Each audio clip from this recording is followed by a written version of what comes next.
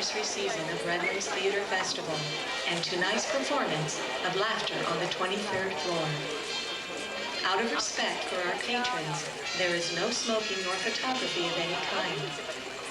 Thank you for coming. Now sit back and enjoy the show.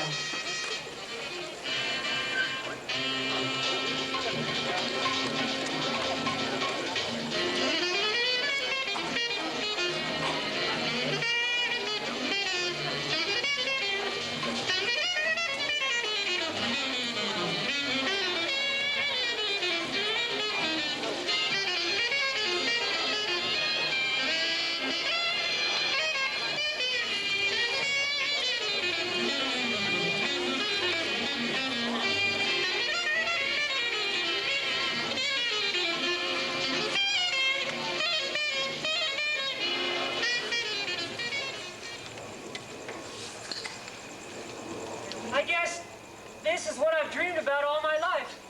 I mean, there was no other comedy show in all of television that was equal to the Max Prince show. Well, not in 1953 there wasn't.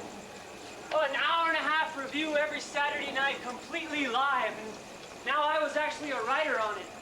Well, my name is Lucas Brickman. Max was unlike any comedian I'd ever seen before. He didn't tell jokes, he didn't say funny lines, he was just, well, funny. Oh, but on camera, when he had to be himself, like introducing a guest, he couldn't say 4 consecutive intelligent words without mumbling or coughing. But I like Max a lot. Well, mostly because he treats his writers with respect. And he pays them more than anybody else. All young guys, and they all made more than the governor of New York. Well, they were funnier than the governor of New York.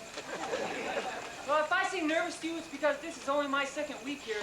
One of the other writers left, and I'm here on a 4-week trial contract, so if I'm going to prove myself, I've got to do it fast. Well, my problem is I'm shy. Oh, but I did manage to get one really funny line in on last week's show. Unfortunately, Max coughed on that line, and no one in America heard it. So my entire future depends on finding a voice for my humor, or a cure for Max's cough. I did it. Broke every record on the Henry Hudson Parkway. Door to door, Scarsdale to 57th Street. 28 minutes, 12 seconds, made every light. Can you imagine if I had a car? But how you doing, Arnie? It's Lucas. It's not Arnie. No. Now, I called you Arnie all last week. You never said a word. Well, I didn't know you were talking to me. You got to learn to speak up, kid. Otherwise, these killers, they eat you alive. Here, hang this up, will you? Be careful with it. It's an antique. Whoa, feels nice. Where'd you get it? I took it off a dead bullfighter in Spain. What do I know?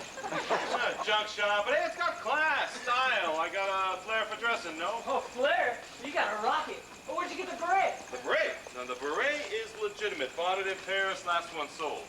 Last beret in Paris? MGM bought them all up for Gene Kelly movies. Look, he believes me. What do I know about berets? And besides, I look like a putz in this, so why do I wear it? Why? Because people notice it. Now watch. Look at me without a beret, invisible, right? Who's he? But now, watch. Now I'm someone. A diplomat. A world traveler. Maybe I know Ernest Hemingway. I go to all the French movies. I laugh at the jokes. I don't understand a single word they're saying, but people come over to me on the way out and they say, hey, you like the picture? I go, hey, come see, come saw. I don't even understand that. But I get attention. I'm unique, right? Well, hey, what, am I good looking? No. Am I smart? Am I funny? Yes. But compared to the comic minds in this room, I'm Herbert Hoover's Kitchener. So I wear yellow suede shoes on Christmas, a big sombrero on Yom Kippur. When I walk in here, Max Prince laughs. And if Max Prince laughs, my kids eat this week. Max didn't talk to me once last week. All right, I'll rent you the beret. $50 a week, $75 if you pick up your option. No, that's okay. No, really, it's a gift. I'm up to my ass in berets. Cheap laughs. These guys are Tiffany's. I'm a wholesaler. What they have in quality, I make up in quantity. Bulk volume, that's my humor. Hey, where's the onion rolls? Now, this is in my contract. My agent negotiated for onion rolls. Isn't that one? This is a Jewish hockey puck. Does it look like an onion roll to you? Here, smell it. Well, I can't smell. I have a cold. But I could listen to it if you want. You're funny, Arnie. You're too quiet, but you're funny. And don't be too funny. I got a wife and 2 kids to support. Murder on my mistress. But I'm a bomb. You'll be all right. Did Max get in yet? Excuse me, am I interrupting? Forgive me, pay no attention, okay? The man apologizes 3 times in one sentence and hasn't even said good morning Sorry, yet. absolutely unforgivable. I have a lot on my mind. It's an affliction common to geniuses. Just kidding. You like his coat, Luke? Val buys all his clothes at Ellis Island. Oh, okay, that's right. Be funny before work starts, okay? What have we got here? Oh, nothing but onion rolls. Arnie, do me a favor. Look for a pumpernickel bagel, please. His name is Arnie? It's Lucas. You mean it's not Ernie? It's not even Arnie. It's not even Pumpernickel. Listen, don't you start with me. I didn't sleep last night. I didn't have breakfast. I didn't get laid in a week. And Max calls my house at 12 a.m. midnight. He never calls at 12 a.m. midnight unless there's trouble. 12 a.m. is midnight, Butts. Listen, it is too early in the morning to say you stink. Ha! What is a stink? There's no such word as stink. A person cannot stink. Look, you cannot be a U.S. citizen until you can learn to say you stink. Okay. Kiss my naturalization papers, all right? I cannot believe there is not one stinking pumpernickel bagel. There's one. Really?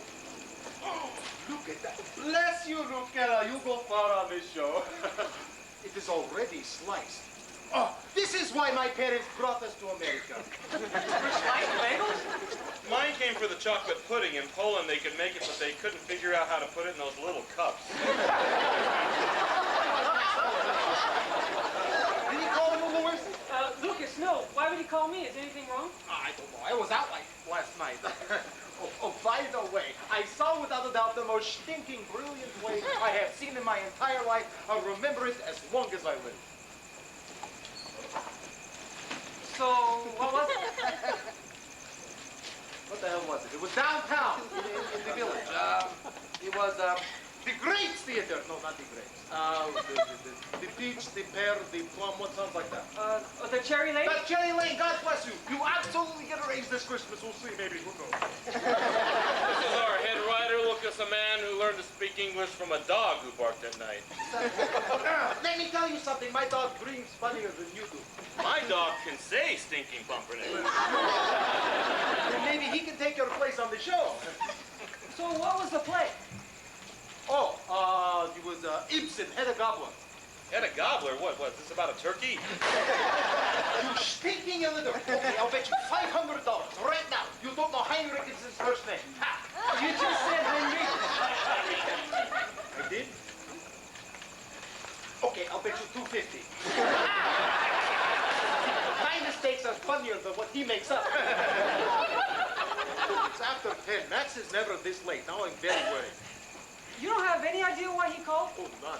He called my house and spoke to my maid in Swedish. Double talk Swedish, mind you, to a woman who has only been here 3 weeks from Peru. Right when we got home. Something is up, I swear to God. Honey, can I have an outside line, please? Hey, Milt, wait a minute. You know the rules. Now, is this a business or a personal call? I don't know. Let's see who answers. You know, it seems incredible, you growing up in Russia, becoming a comedy writer. I mean, did they have television there? Television? Ha! They don't even have doorbells yet. And yet, in Russia, that is where the greatest comedy in the world comes from. Gogol, Dostoevsky, Chekhov. Read Dead Soul sometimes. Absolute genius. But in Russia today, comedy is dead. Lenin killed it and Stalin buried it. And what have they got now? The most insidiously evil political regime since Ivan. That's... No. Until there are humane reforms in that country, I wash my tongue of their language. Do it!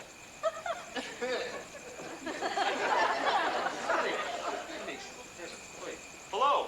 Hello, who's this? Colette? No, I'm calling Colette. Excuse me! No. We have a show to write, and you're calling some girl Colette? Colette? Oh. Her name is Colette, not Collect.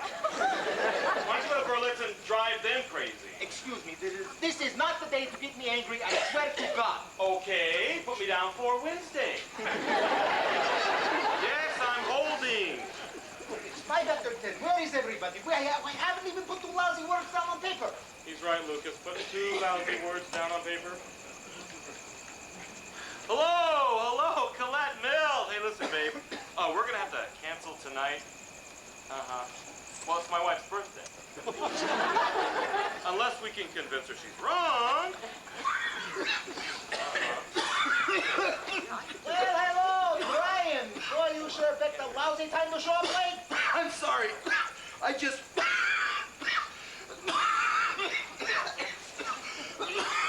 I just stopped to get a bag of cigarettes.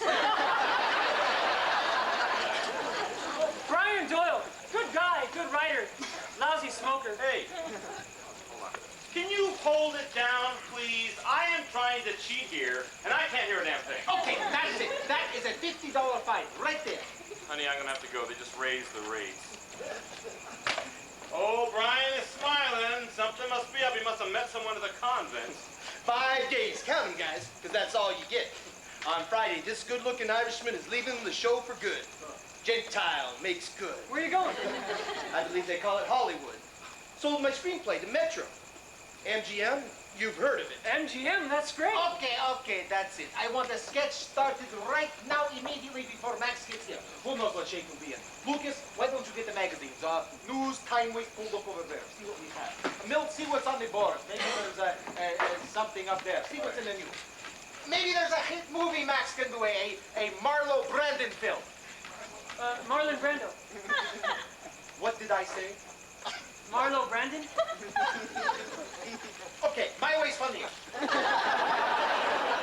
Excuse me, Brian, when you're finished destroying the town cake, maybe you'll find time to come up with an idea, okay? Come here, Luke. These guys still don't believe me. That's history, my boy. Right up there with David Selznick buys Gone with the Wind. Go on, read it. Your agent called and said MGM will get back to you. Well, go on, we're listening. That's it. What? MGM getting back to you is a deal? I got a call from the Coast last night. They said they'll sign the contract as soon as they okay the script. They didn't okay it yet? They'll okay it as soon as they read it. They didn't read it yet? They'll read it as soon as I write it. Wait. You didn't even write it yet? It's here. All here. Every page, every word, every comma. Oh, they made the deal for your finger pointing to your head. I see. Yes. You jealous bastard. I told the idea to my agent. My agent told it to the MGM. The whole studio's crazy about it. See these guys, Luke? 30 years from now, they'll be writing for game shows. And I'll be a VP at MGM screwing Lana Turner. Oh, yeah, when she's 62, right. Excuse me, I categorically resent your remarks. This is without a doubt the finest writing staff in the history of television. And I would rather stand here till my prostate falls out before I sold out to that dreck and garbage of Hollywood, God's truth, even if they asked me. Huh? What if they asked you? I'm open to everything. Tell me. Hey, did you guys see this? This week's Life, Pope Pius approves psychoanalysis. This means from now on, confession will be $80 an hour. Kenny Franks, boy genius. But they say he was writing jokes for Jack Benny when he was 14. I wasn't allowed to stay up for Jack Benny when I was 14. Hey, you think maybe this Pope thing will make a good sketch for us? Well, I think we'd all have to take communion first. Take it. It beats circumcision. Hey. What would a Gentile like you know about circumcision? Hey, you ever see him in the men's room? The guy pisses straight up the wall. So, Mr. Vitamin, what kind of pill are we taking today? Nicotine tablets. Now I can get cancer without having to smoke.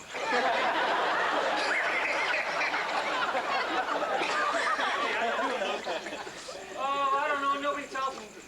Don't worry. Max thinks you're going to be great. Oh, did he say so? No, but I'll tell him he did. He doesn't remember.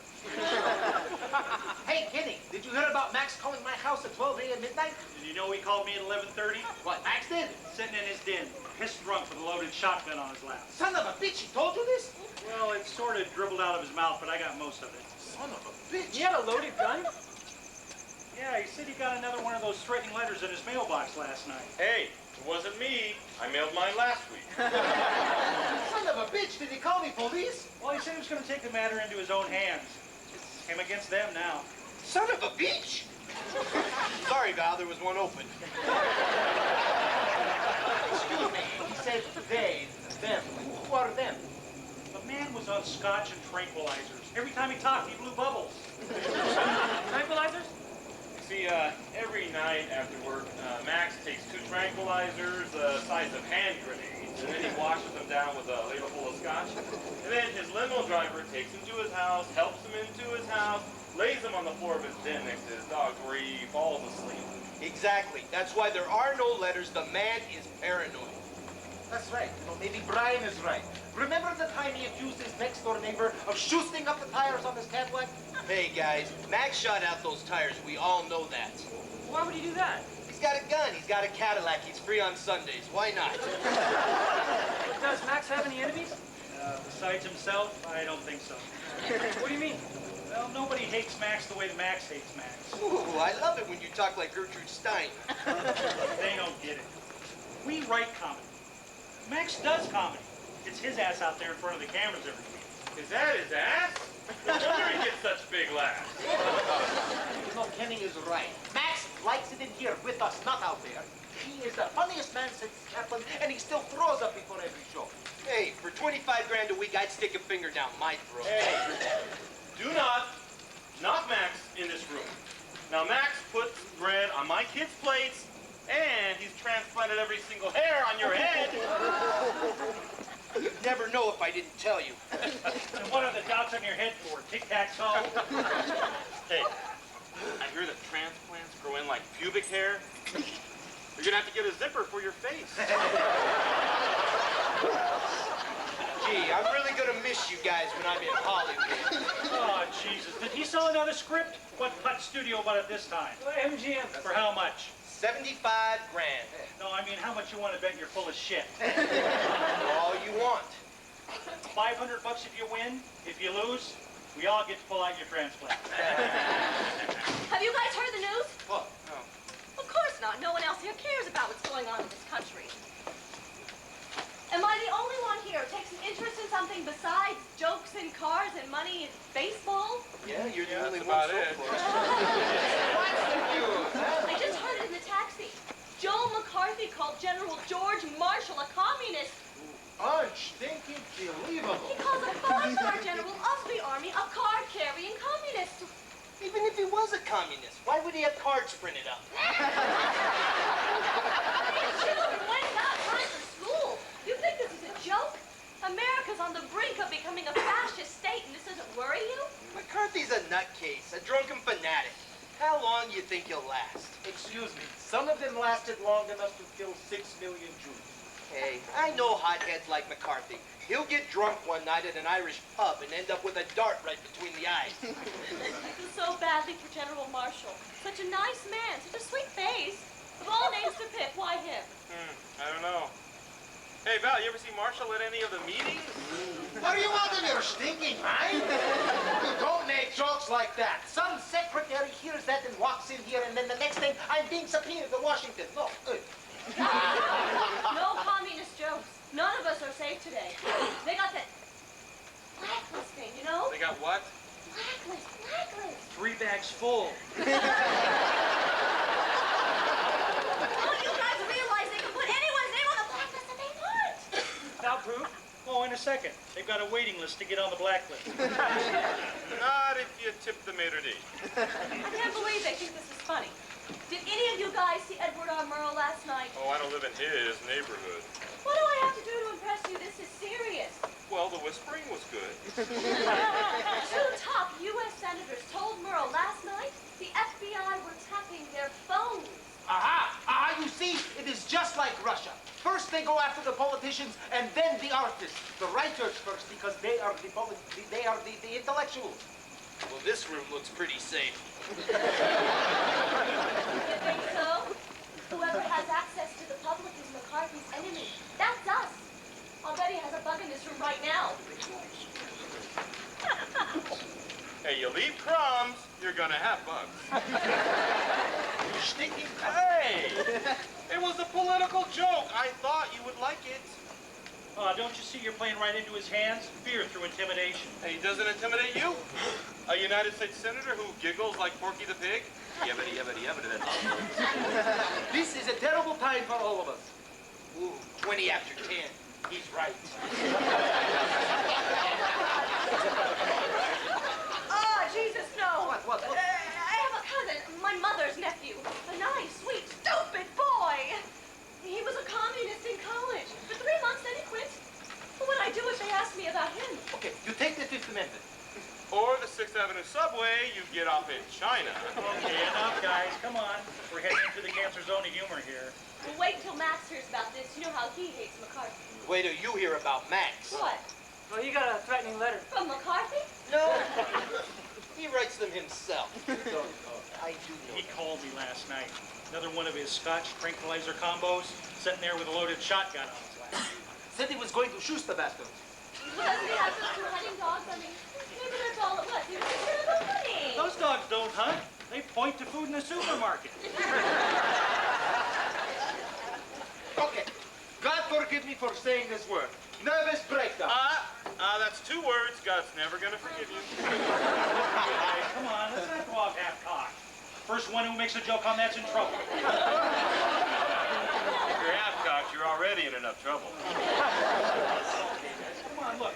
Has Max ever missed a show? Has Max ever missed a rehearsal? Has Max ever missed a writing session? No, never. He's in this room with us every day. Never an ego-inflated shit like most of the comics would work with. No, Max is a professional. He's reliable, dependable. Maybe eccentric, but he's not crazy. Then why, for the first time, is he a half an hour late, huh? He probably stopped to shoot his dogs. His toes, his tires, but he'll be here. Hello. Oh, hi. Where are you? It's Ira. He's running late at his analyst. I thought his analyst died. He met another one at the funeral. Figure. Ira, just get here. We have problems. Ira Stone was a hypochondriac who came in late every day with a new ailment. Well, his greatest wish in life was to have a virus named after him.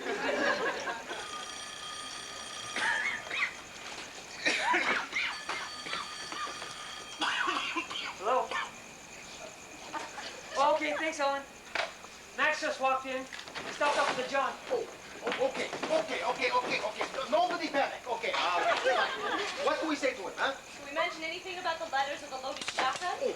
Well, he must know because he told Kenny last night. Okay, we must make a quick decision about what we say to him, okay? Okay. So how long do you think he's gonna pee in there, huh? I had a friend who had a German Shepherd who flew from Paris to New York. When he landed, he peed for 2 hours and 10 minutes. Can you imagine what Lindbergh must have done?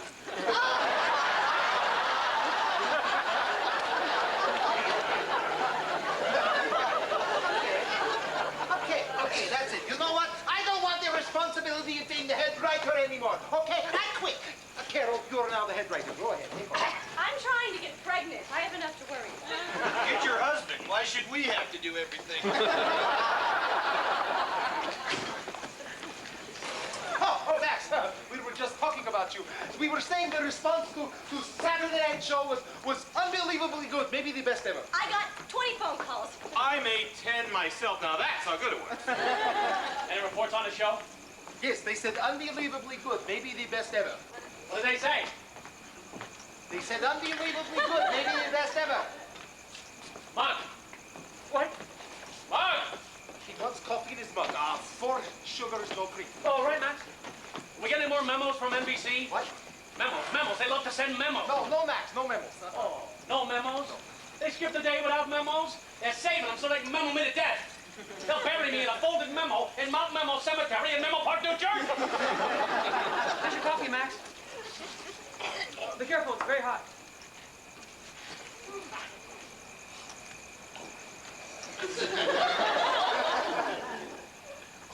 That was hot. Max, you shouldn't drink hot things like that so fast. No, it's good. Boils the blood. You want an aspirin, Max? bottle at home. Well, a bottle of aspirin ought to clear things up. Did you get any sleep last night, Max? Oh, yeah, slept like a bear. Oh, those bear sleeps are great, aren't they, Max? Wake up in April and May, you feel like a million.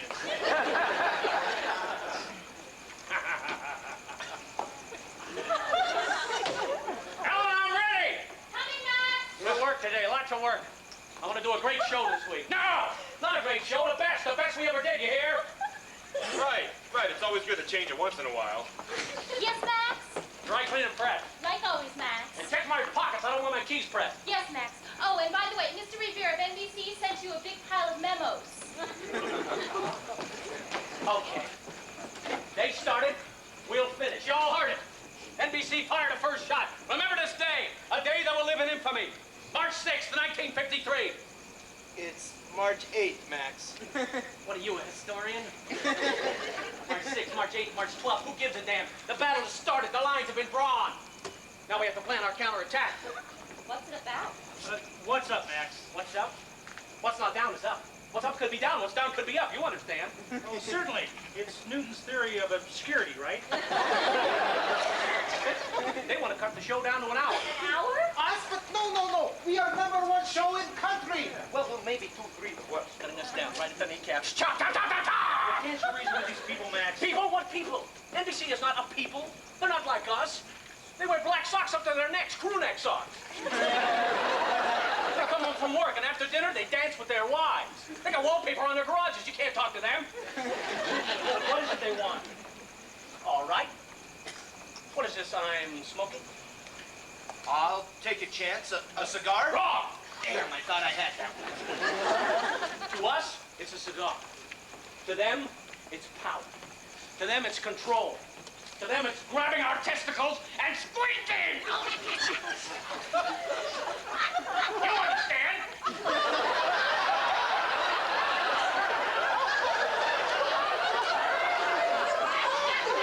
I'll explain to you later what that feels like. Max, excuse me. I don't mean to interrupt, but let me see if I got this right. The cigar is a phallic symbol, i.e. the penis, i.e. the penis is power, i.e. the penis is control, right? I-E-I-E-O. So NBC is using their power to control us, right, Max? To do what? To cut out my heart.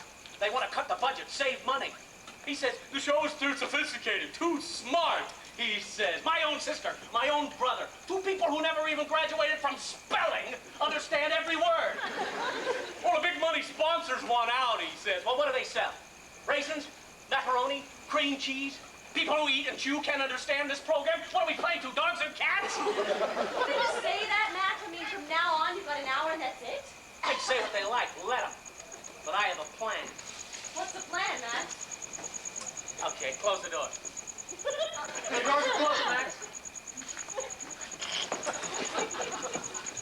When the priest fought the battle of the Modena Heights in 354 BC, outnumbered by 100,000 men, what did Cyclantus, the greatest military mind in all history, decide to do?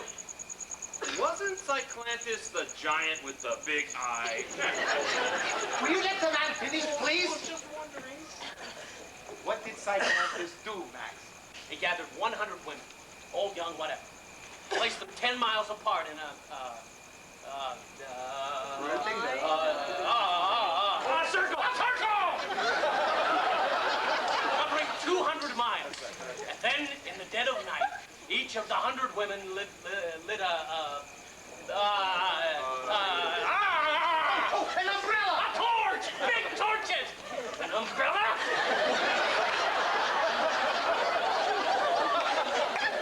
The enemy, seeing the torches all around them, thought they were surrounded, threw down their arms and sounded surrender. You hear? The surrounded sounded surrender! And that's what we're gonna do. We're gonna get 100 women with torches and surround Rockefeller Center. Excuse me. Right. What? Hey! What do I know? I wasn't in the army. I'd say we just kill him. You've got it. Can you tell us exactly what NBC did, Max? They sent me their declaration of war in the mail to the house where my wife and children sleep. Oh, there's gonna be blood spilled, oh yes, but not in my house. Their palaces will crumble, and their kings will fall, and their wheat fields will be scorched. NBC has wheat fields. ask you, Max. Do you think it's NBC that's been sending you the threatening letters? Who told you about that? You did last night when you called me, remember? I called you? Yeah. Last night? Right. That was you? I swear. Didn't sound like you. I tried my best, Max. You sounded foreign to me. Spanish, maybe. Oh, that was my maid from Peru. Huh? She was at Kenny's house? No, you called my house after you called Kenny. I never spoke to you. No, I was at the theater.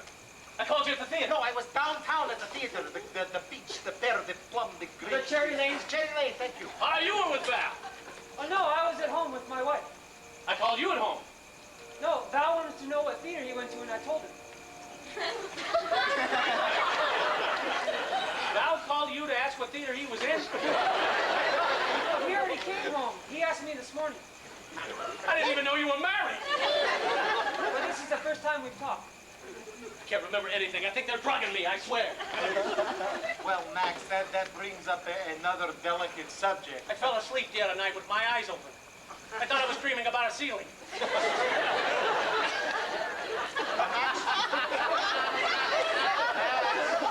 Max, you know we all love you. Look, sometimes I go into the kitchen late at night, I get a hammer, and I smash walnuts. Now, why would I do that? You know, I think Freud says that's a symptom of fear. Why? I'm not afraid of walnuts. You want to hear the worst part? Thought we did, Max. When I eat, I can't tell the difference between steak and fish anymore. Now, why was that? Where did they catch your steak, Max? Hey, what was the delicate subject? Well, Max, it's just that we feel for your own sake, for your own health, for the sake of your family, and for... I don't want to hear my fortune. I just want to hear the delicate subject. We don't think the pills you take before you leave here at night are good for you, Max. What pills? The pills that you take before you go home. I take pills? What are you talking about? Those tranquilizers, they're prescription. 2 little pills. Little pills? We could play 9 innings of softball with one of those little pills. I hardly take them once a week. You take them once a week every night, Max. They're harmless. Carol! You remember you weren't feeling well all night? I gave you half a pill. Anything happen? I don't remember. I took it for 9 days. It's not just the pills. It's the 4 jiggers of scotch you take to wash them down with.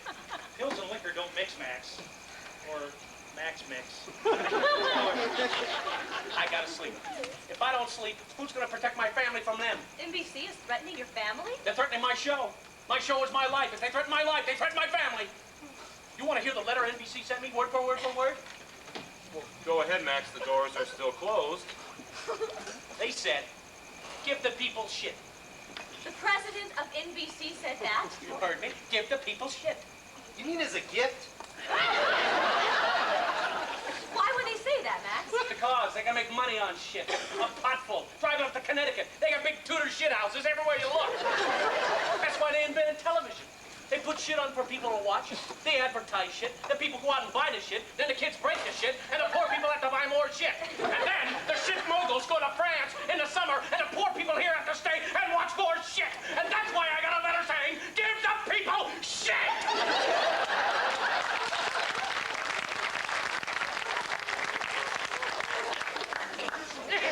Isn't that what Marie Antoinette said? Why are you always talking to me? Why don't you annoy somebody else once in a while? Let me take a whack at this. For 4 years in a row, we sweep the Emmy Awards. Every critic in the country loves us. But suddenly, television is expanding. It's going into the Midwest, into the South, different kinds of an audience. They want to see quiz shows, bowling, wrestling. Am I right? If you got shit, shovel it over. So they're cutting the show to an hour. Don't make the show too esoteric, too smart. Don't do takeoffs on Italian movies, Japanese movies. If you feed a horse hay, what do you get? You don't even have to say it, Max. So it's not only cutting the show a half an hour, it's the type of show they want us to do. Well, can't we talk to them, Max? Talk? No, talk. Fight. We fight them on the sea. We fight them on the beaches. We get the bastards in an alley in Brooklyn somewhere. Remember what Churchill said? Never have so many given so much, so long, so little, so few, so seldom.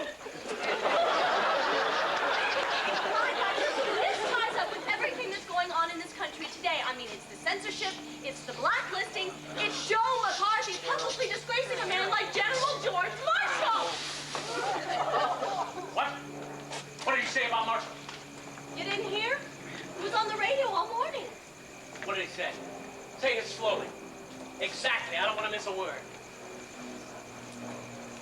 Joe McCarthy accused General George Marshall, a 5-star general of the Army, of being a member of the Communist Party.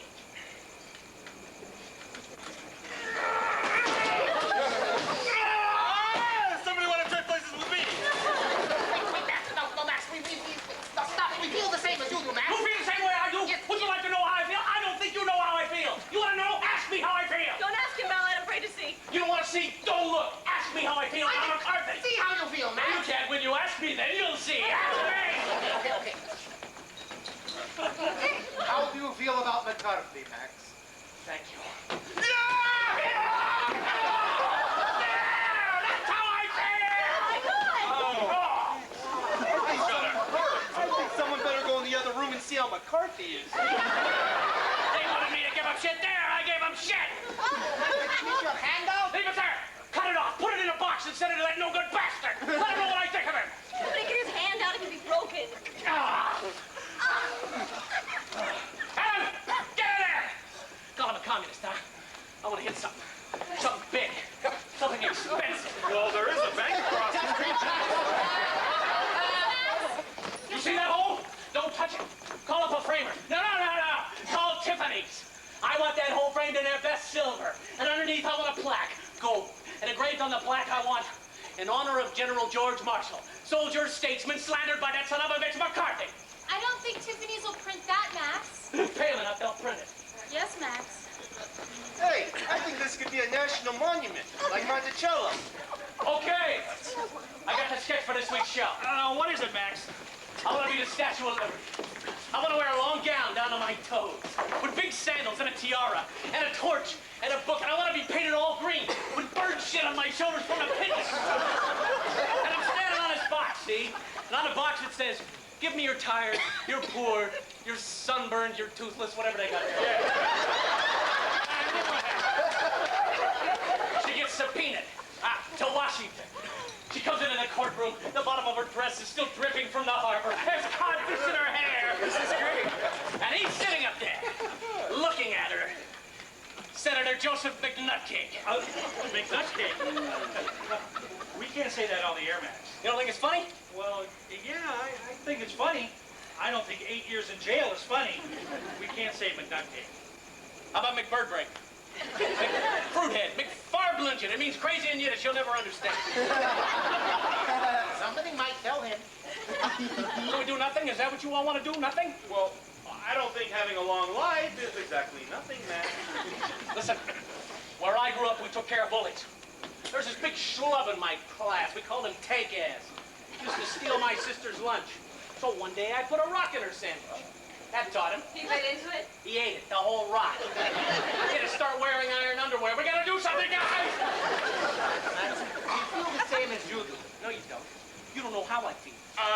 Don't ask him. It'll look like Swiss cheese in here. I'm not lying down. I'm not doing nothing. We gotta make some kind of a stand like Spartacus in the war against the Byzantiums. Max, what do you suggest we do? We quit. We quit. We tell them to keep their show and put shit on 7 days a week. We walk out of here single file with our arms in the air like the heroes of Bataan. We're off the air as of today. No show Saturday. That's what Patrick Henry said.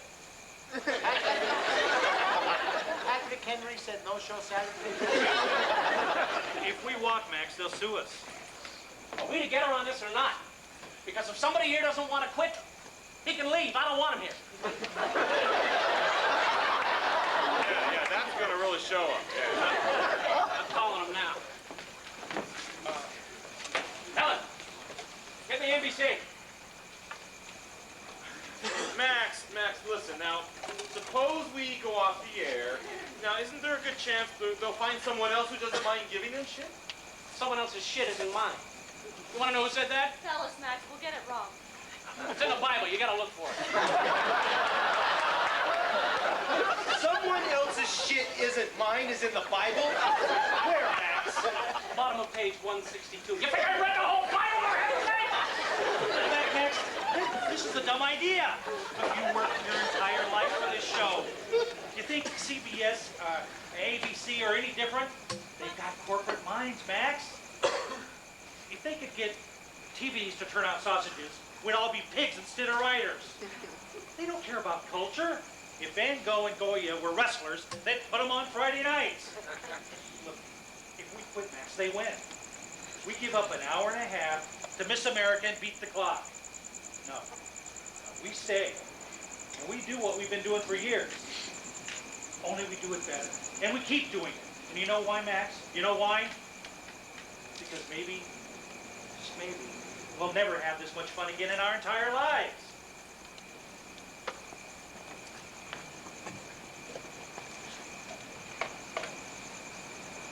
I served with General Marshall during the war. We were together on the European front. I thought you said you were in the Navy, Max, playing in a band? He came to a dance I played in London. He was foxtrotting 10 feet away from me. I played a saxophone solo in his honor. He's on the phone, Max. Mr. NBC. I'll take it in my office. We're not pulling down our flag. I will not break my sword over my knee for anyone. When the Roman legions fled in defeat, led by Augustus IV, he came back to win. November the 5th.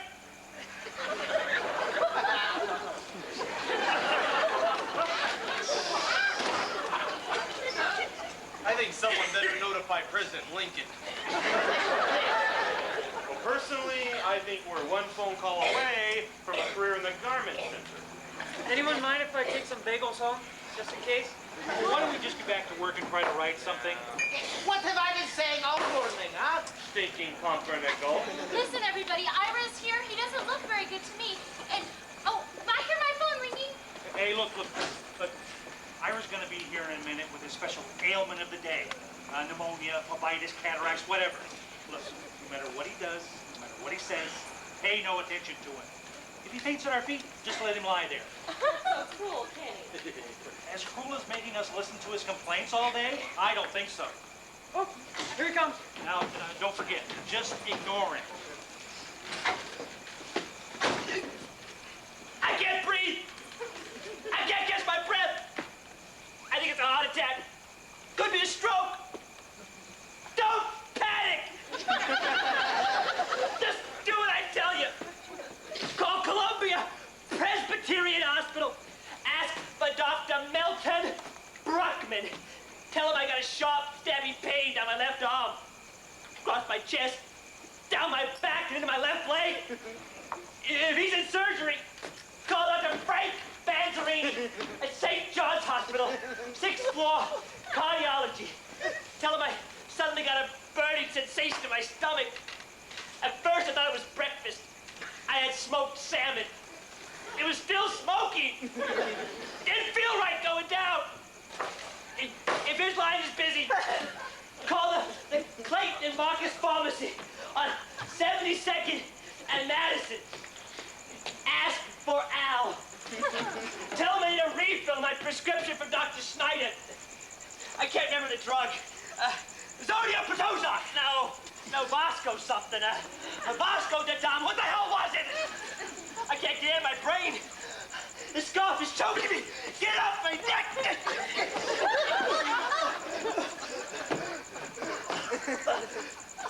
Don't call my wife. No, maybe you should call her. But don't tell her it's a stroke. If she thinks it's a stroke, she'll call my mother. I have no time to talk to my mother. She drives me crazy. Oh,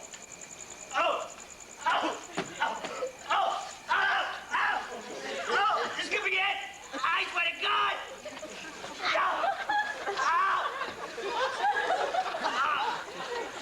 Why are you just sitting there? What the hell are you waiting for? For you to die or finish your instructions.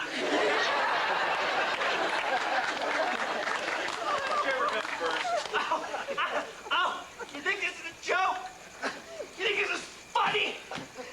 You think I walk in here with a pain so bad? Wait a minute. Wait a minute! Hold it! Wait a minute! No!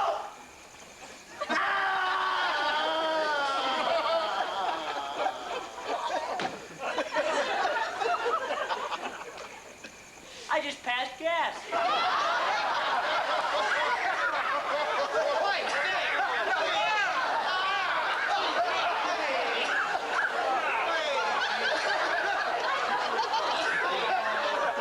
God. I thought it was all over for me. I hope you die. I hope you have a stroke right now and die. I hope your mother comes and sees you and talks to you for an hour before you die. Oh, you're angry? You're upset that I'm still alive? What is this? Nazi Germany? Let's kill another Jew? Well, I think in this case I would make an exception. Okay, now I know who my friends are. Friends? What friends? You have no friends. There's not a puppy in the world that would leave the pound to live with you. Wait a minute. From them, I take. You haven't earned the right.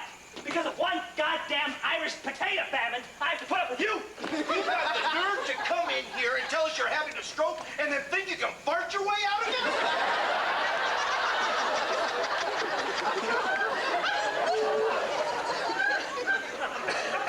I had a little scare.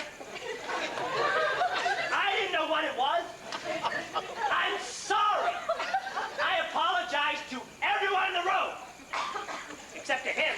Okay, guys, come on. So, okay? So, read back what we got so far. Oh! Ha! What we got so far? You want to know what we got so far? Lucas, read him back what we got so far. We don't have anything. Is what we got so far. 11 o'clock and you got nothing on paper? What were you people doing up here? It's always up to me to get the show started. You phony, farty, faggot-looking, egocentric turd! When were you ever on time like the rest of us?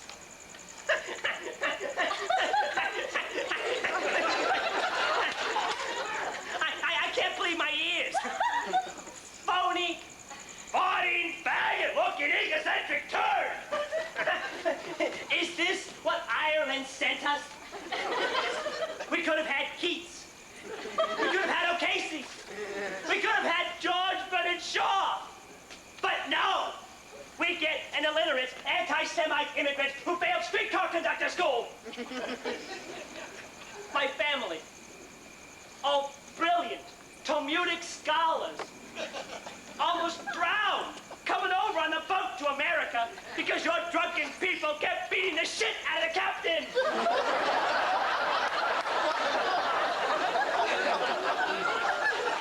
Why do we have to keep making racial jokes? I mean, Irish jokes, Jewish jokes, Italian jokes. Hasn't America progressed beyond that? No, I don't think so. Let them go on. A little hostility is good for writers, you know. All good comedy is based on aggression. Am I right, Kenny? Oh, absolutely. Good. That's why World War II was so funny. Listen, if you didn't go to 5 doctors every morning, maybe you would get here on time, Ira. Are you saying I'm a hypochondriac? I've had this drug problem for 6 months. This thing could be cancer. They don't want to tell me. Give him my number. I'll tell you. You goddamn leprechaun! I've been carrying on this show for 3 years. What do you want, a funny contest? You want to take on all of Christianity? Go on, name your game. Funny against funny. For all you want. I'll bet my shoes. My genuine $65 alligator floor signs against your $8.95 Tom McCann cardboard funeral parlor shoes for dead men. There's mine. Ante up, you putz bartender. Name the subject. Funny names. Funny names? Funny names. Anybody else want in on this small bet on the side? Oh, yeah, I'm in for a pair of shoelaces. We play for 30 seconds and then we get back to work, okay? Up the Irish. Out of Egypt. Okay. Funniest names, 30 seconds. That's all. Okay. Ira, go ahead. Benjamin Bunjamin. Angela Jonesala. Monsignor Abe Brillstein. Rabbi John Wayne. Monica Hanukkah.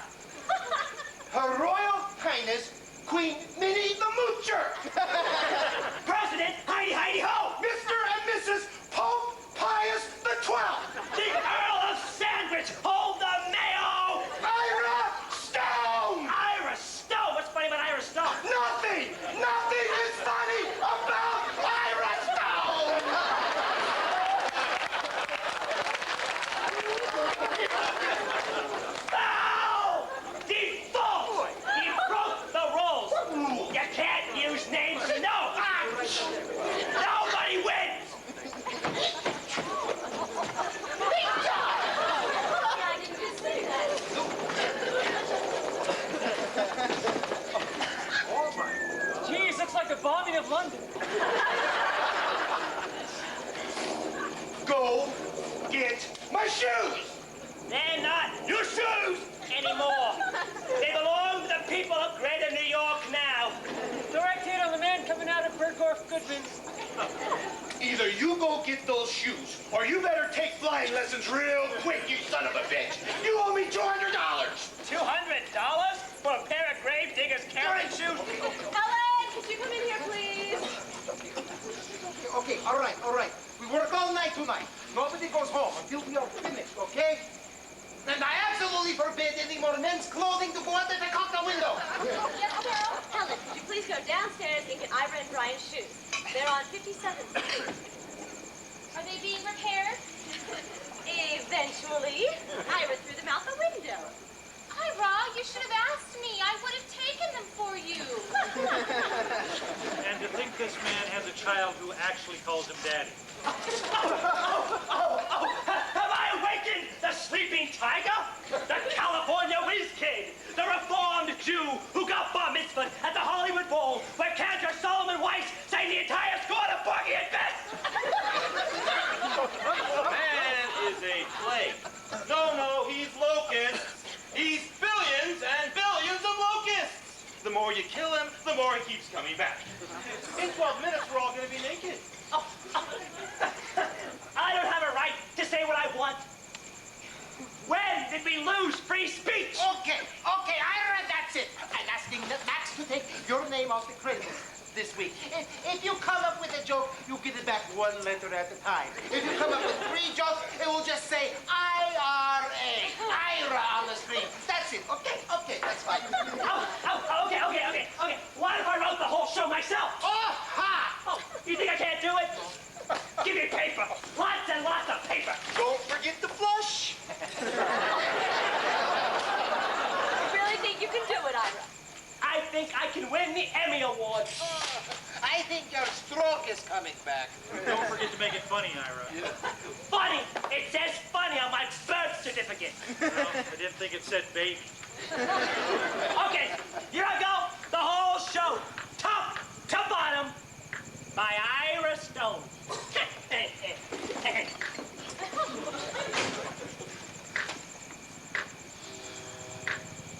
are we on a break?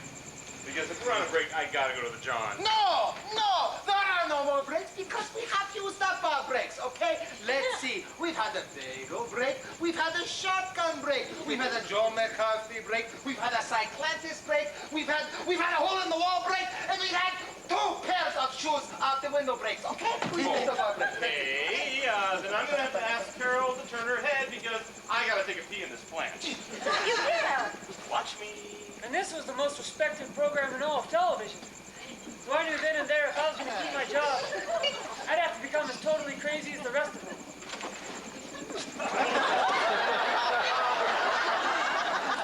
Helen, get back with my suit yet? No, Max, she's down looking for shoes. What was wrong with the shoes she was wearing? How'd the call go with NBC, Max? The call with NBC? The call with NBC went fine. Well, that's good. So everything's okay then. It's fine. It all got settled? Got settled fine.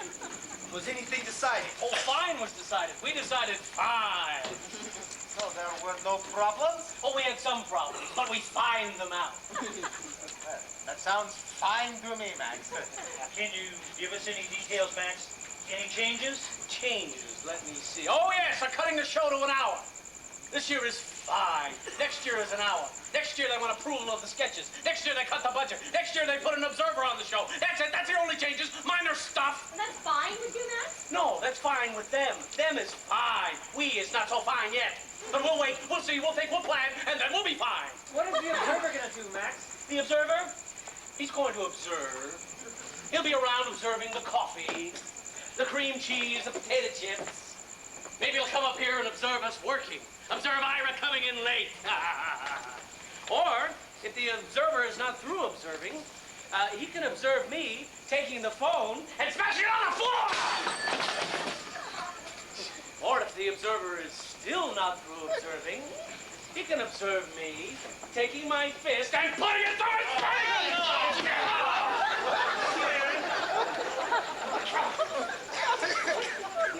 And then they'll take him away to surgery and he can observe the hospital for a while.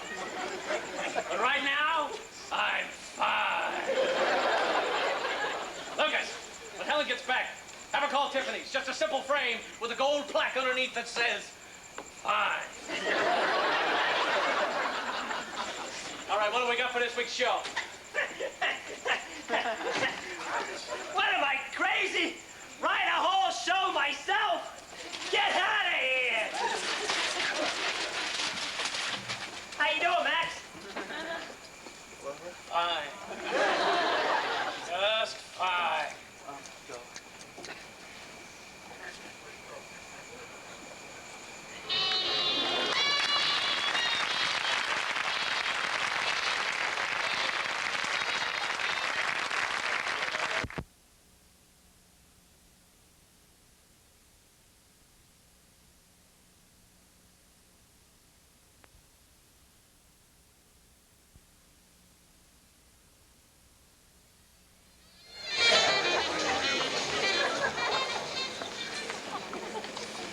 Well, 7 months later, and as you can see, I made staff. Mug! I was contributing a lot more to the show, but what I think really cemented the job for me was the day I poured lighter fluid on the desk and set fire to it. I was made an honorary lunatic. Oh, the show was cut back to an hour and the budget by a third. There were still bagels and onion rolls, but no more Danish, no more pound cake, no more apple strudel. NBC wasn't paying any more than Max was. Oh, and Max still had his temperamental moments, as you can see from the wall of terror. Those 2 new holes with the simple black frame were added when Ethel and Julius Rosenberg were executed. And although Max was valiantly trying to cut out the pills and scotch, the pressure from NBC made it a losing battle for him. Oh, hi, Max. Well, this is early for you. Everything all right? Max? What? How are you? Nobody's here yet? No, just me. Just you? Yes, Max. So the others aren't here? No.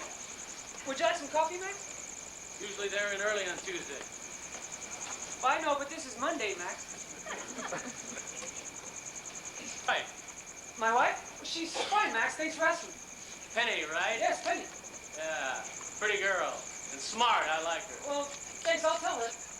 And the kids. How the kids? Andy and Sue, right? We don't have kids, Max. No kids? Who are Andy and Sue?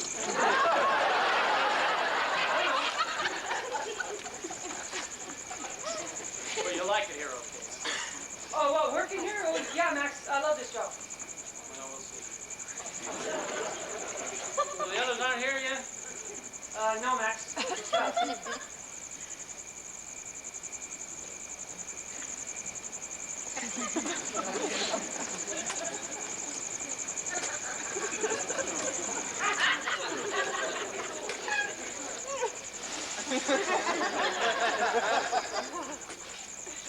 Maybe I'll lie down in my office. Yeah, that's a good idea.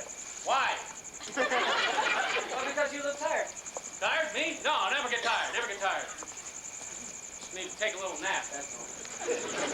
I see. So I'll be upstairs in my office.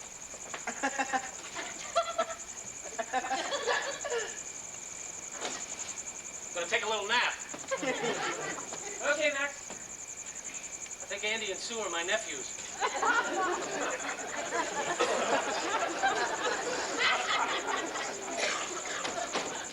That was the first time I was ever alone in the room with Max. It was hard finding a common topic with him unless you were up on the Thracian Wars. I cannot believe I got a ticket for speeding on the parkway. I was driving so slow, the cop who pulled me over was walking.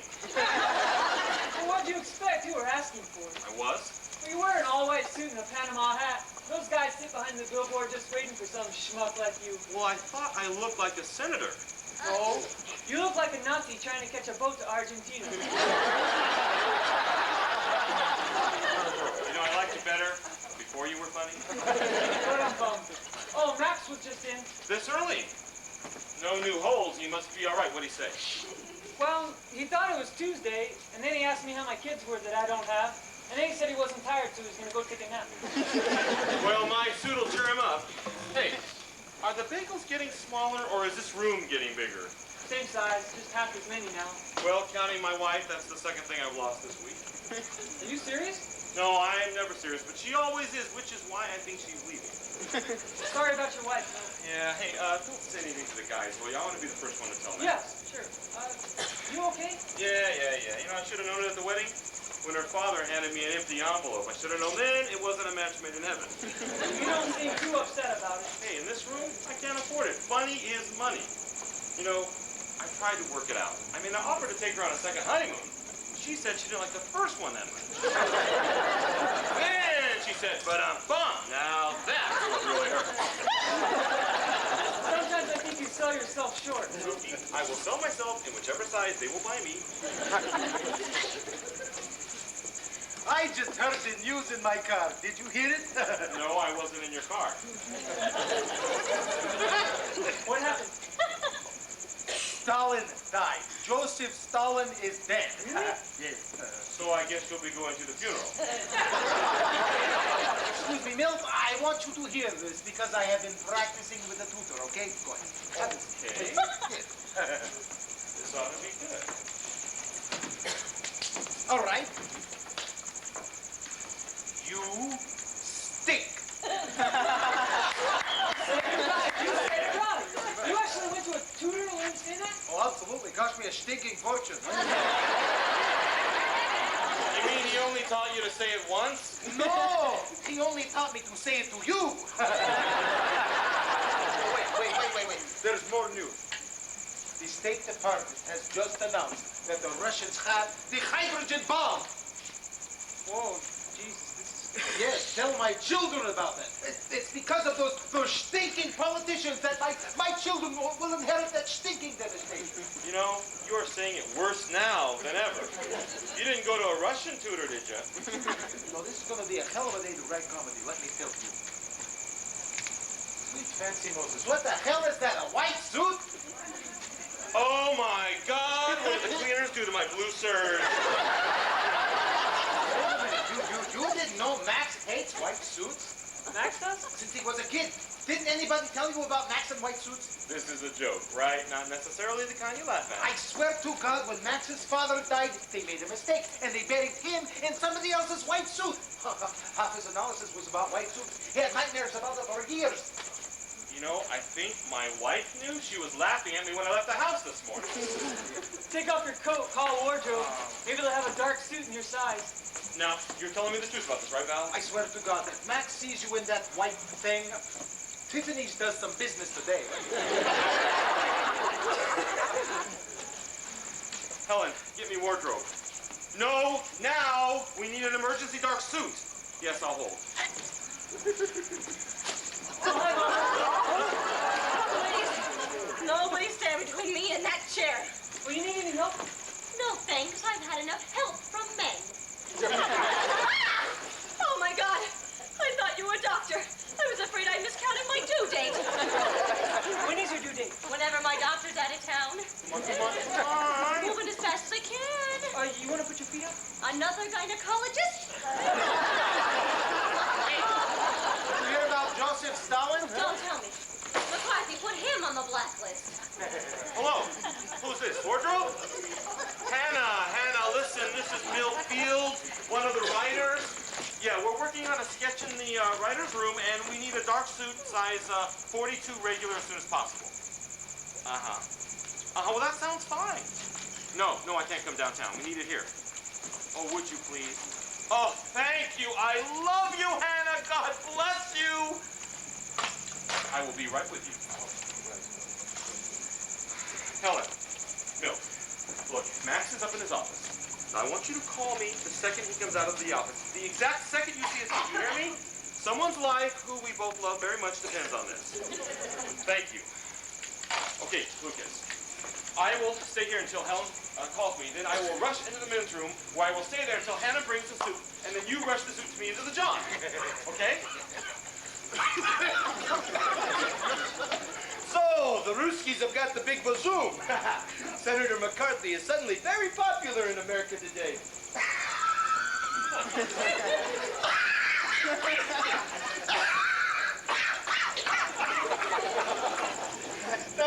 Milt. You look like the governor of Devil's Island. Right, Mr. Fashion Plate. The man's been wearing a single-breasted ashtray for the last 3 years.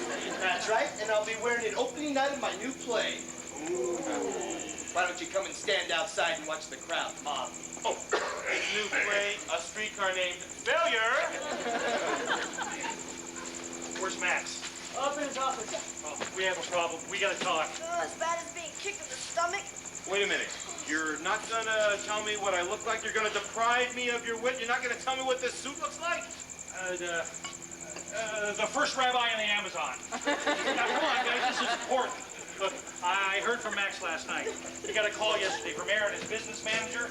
Oh, you know, the show's been over budget every week this season. And according to Max's deal... Is somebody crying? I'm sorry, it's me. I need a release. Is this going to take long? Because we got business here. Oh, I'm sorry. Am I annoying you? Well, no, but if you could do it later. It's okay. This is important. Look, Max called me 3 times last night. Every time he tried to tell me what it was, he broke down. Look, the show's been over budget every week this season. And according to Max's deal, he's responsible for the overages. So, he owes the network 1/3 of his salary so far. Oh, wait a minute. Oh, wait a minute. What? The baby's moving. Are you giving birth? Oh, God, I hope not. Oh, it's moving up towards my head. Where's it going? Oh, I think it just wants to look out of my eyes. Listen to me, will ya? Look, you know Max. He wants the best costumes, the best sets, the best of everything. Only now it's costing him big. So Aaron, lay down the law. He says cut back on costumes, on sets, on everything. Well, I absolutely agree. There is too much waste around here.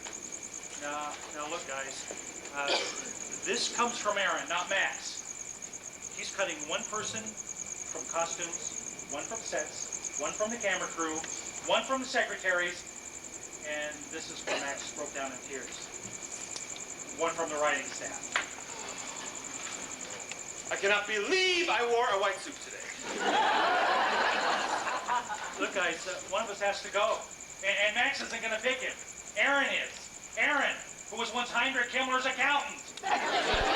He's not an easy man to deal with. So that's it. One of us is going.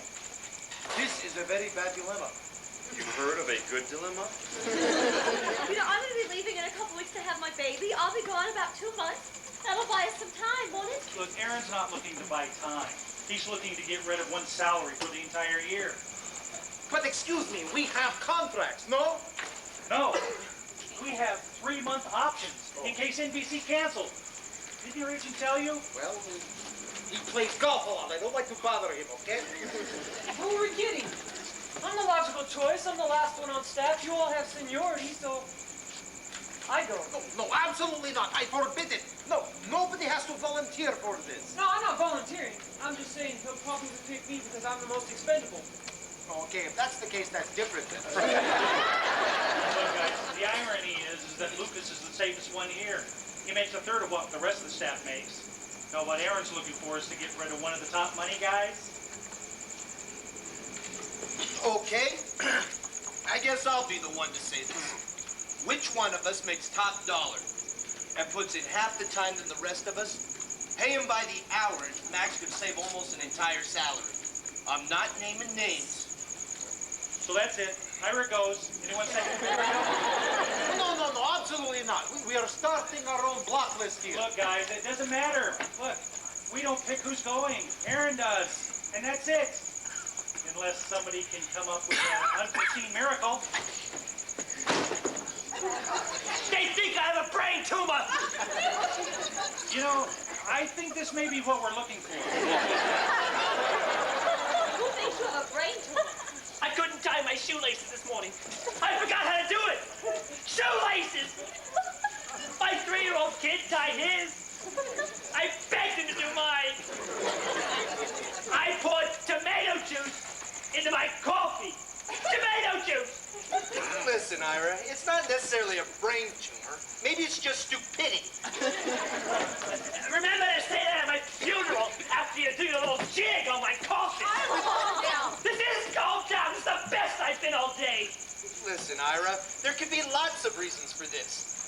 just underworked. You can't wait, can you? You're dying to come to the hospital and sing "Oh, Danny Boy" at my bedside. Why leave the man alone? If he wants to have a brain tumor, let him have a brain tumor. I have double vision. You mean right now? Right now, all night, all morning, double vision. 2 cabs pulled up in front of my house this morning. I took the boat. Ira, since I've known you, you've had every disease known to mankind, and even a few animal diseases. And yet, you are still here. Ira, you don't have a brain tumor. You want proof? Undeniable, positive, absolute proof.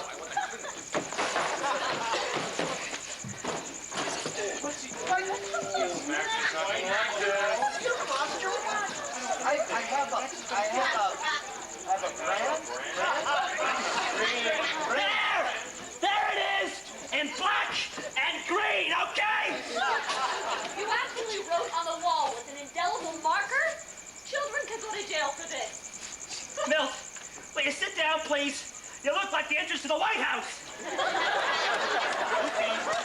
Ira, look, we're busy here.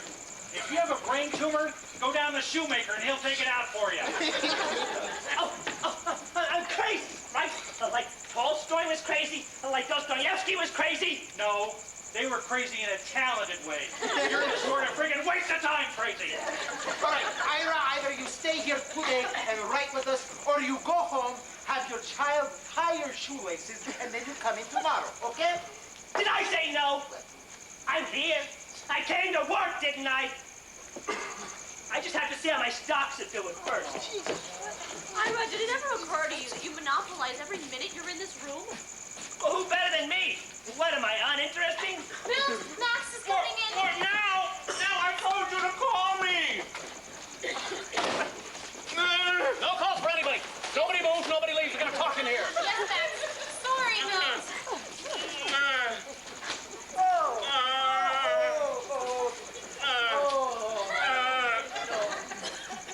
Who's that, Mel?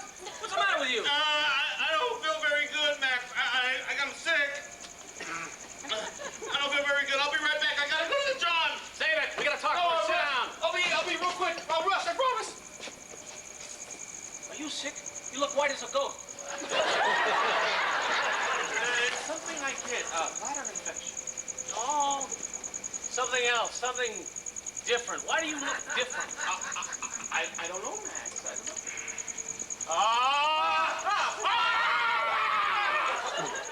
You got a haircut, right? Yeah, I got a haircut. A light trim. Amazing that you noticed. Maggot's a haircut, I noticed. Sit down. Not over there. I'm not talking over there. I need to be near the water in case I get thirsty. I can hear you. Well, don't sit in the sun. There's a glare on you. Okay, where's Carol? Here, Max. Anything new with the baby? Nope, nothing new. Still in there. You got a good doctor? Oh, yeah, very good. I love my doctor. You're in love with your doctor? No, I love that he's a good doctor. I love my husband. Oh, that's right. You're still married to your husband. I like that. Okay, where's Val? Right here, Max. You keep moving around. Sit on one place. Right here. Right here. Excuse me. Right here. Yeah.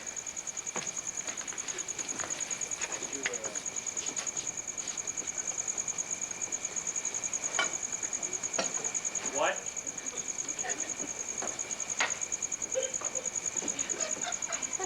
What? Did you tell him about the phone call? Yes, Max. I told everybody when I came in. We heard, Max. I hope it didn't upset the baby. No, she's not into show business yet. Our children are all that we have. They can take everything else away from you. Your pride, your dignity. You set designer, your costume lady, but they can't take your children. You understand?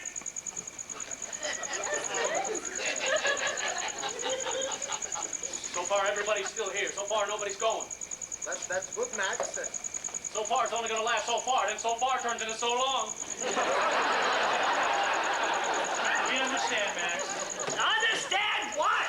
What are you talking about? He doesn't know? I Ira came in late. What did I tell everybody about coming in late? What do I know? I'm never here when you tell them. I have a brain tumor. Who wrote that? I did. Don't lie to me. Who wrote it? I told you, it was me. Did somebody from NBC come up here and do this? Is that what they're trying to tell me? I have a brain tumor so they can break the contract? Max! I swear to God, on my father's grave, on my children's life, I wrote it. Why? Because I have a brain tumor. Is that gonna wash off? Don't you care what may happen to me? First, let's take care of what happened to my wall. Is that gonna wash off? No, it's not. It's a permanent marker, okay? If that doesn't wash off, then you'll definitely have a brain tumor. Okay, Kenny. Tell them about our phone call. Well, you know the budget problems the show's been having this year. Well, Max has been paying for... Wait a minute! Look at the holes you punched in there. It's a polka dot wall. And I get blamed for a few lousy words scribbled in ink. It's my wall. It's my home. You want to buy your own wall? This one's for sale. Take it. For $5,000, you can scribble your entire life's blood pressure. Otherwise, I want my wall back the way it was. Go on, kid. Now, this is the last time I'm going to tell you. Aaron won't let Max pay for anything anymore. You hear what I'm telling you? So, he's cutting one person from every department on the show. Are you listening? Which means one writer, one of us, someone in this room has to go. That's it. What do you say? One of you guys has to go? I say we hang him out the window and make him a permanent weather vane. That includes everybody. Now this is funny. This is the human comedy. This is William Saroyan. I would have come early for this. Okay, so how does it work? How do we pick the one who goes? We don't. Aaron is gonna pick him. What color is that suit? Off color cream beige, sort of an anti-taupe eggshell. No, white, no.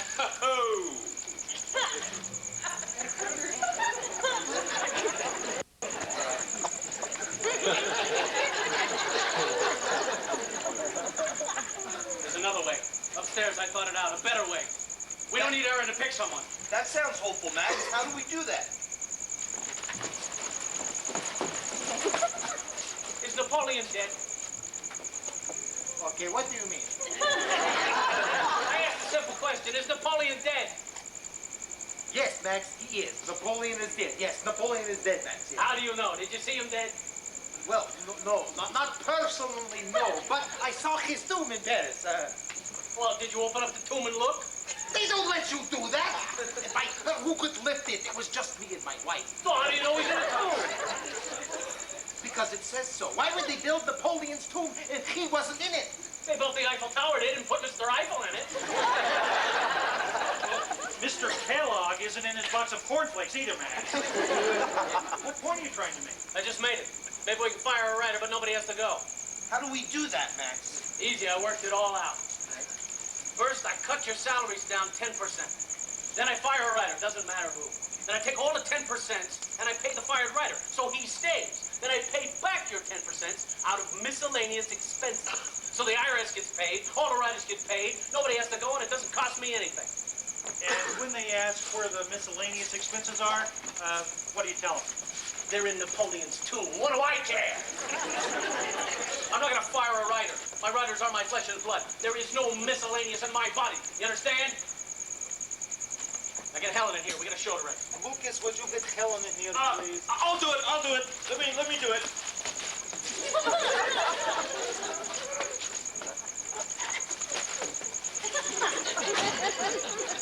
I think he hangs out with ballet dancers.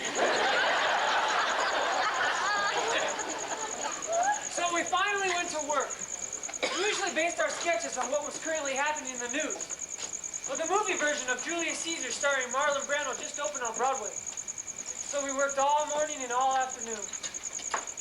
Okay, read back what we got so far. From the top, From the top. title, High Class Films presents William Shakespeare's Julius Caesar, starring James Hedgehog, Boris Porridge, Olivia Malaria, and Marlon Merlin in his first completely memorized part as Julius Caesar. Rome 44 BC, outside the Roman Not outside the Roman Senate. 2 blocks from the Roman Senate. Two blocks is funny.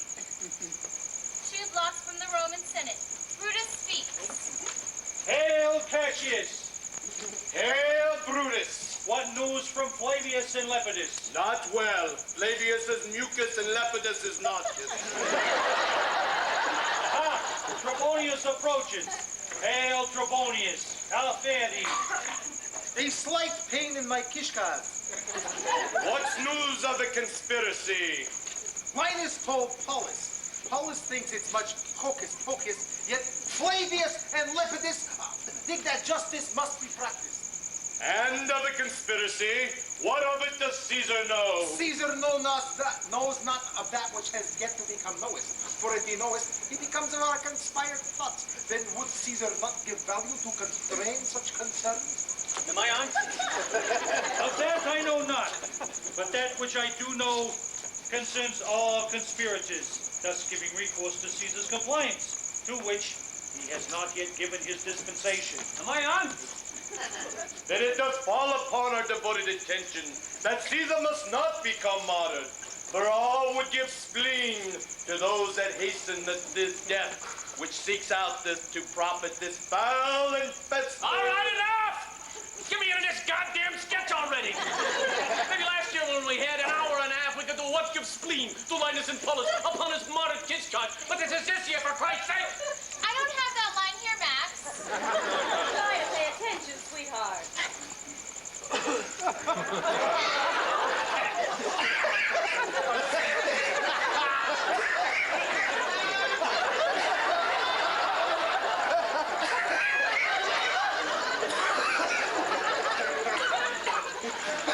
Shave, you look different again.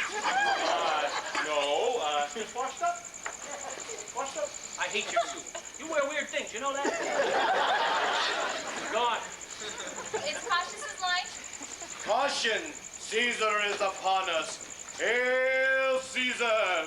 Hail, almighty Caesar! Max looks up into the sky and they all look up too. What dost thou seekest in the constellations, Caesar? A cluster of stars in the heavens. And by what name does this cluster be called, O Caesar? It is called Stella.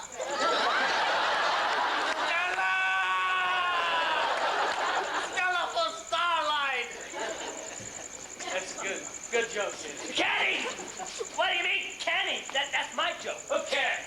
I care. I like to be given credit for what I contribute. That's my joke, Max. He's right, Max. It was his. It makes no difference. I don't want no prima madonnas in here. Prima Madonnas! You know why you're funny, Max? Because you're the only one who doesn't understand what you're saying. Really? Let's see. How about this? You're fired. I understood that. That makes sense to me. I thought that was extremely clear.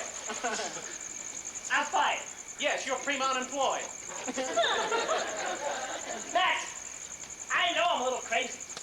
On the line of nutcases, you're a mile and a half ahead of me.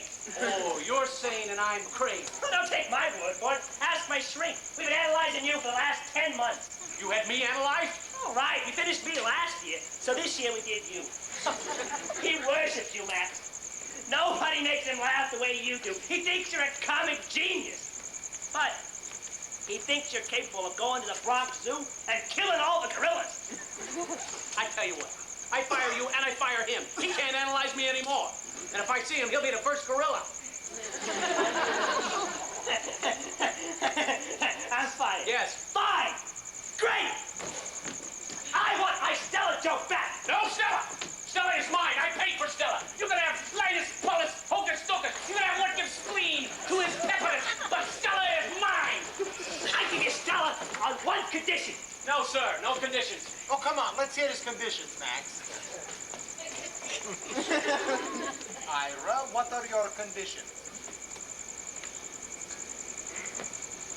I just want you to tell me you love me.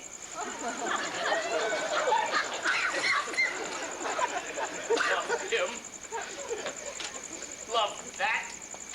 He steals my Stella and he wants my love? Recky Schmickers.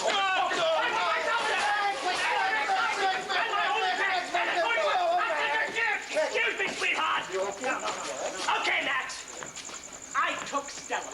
I can out crazy you anytime, Max.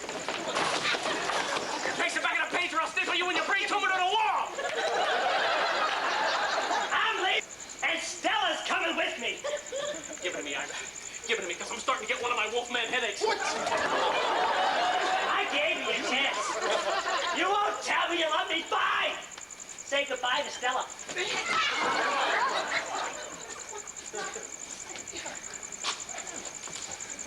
I'll tell you something. It's a funny joke, but it tastes like shit.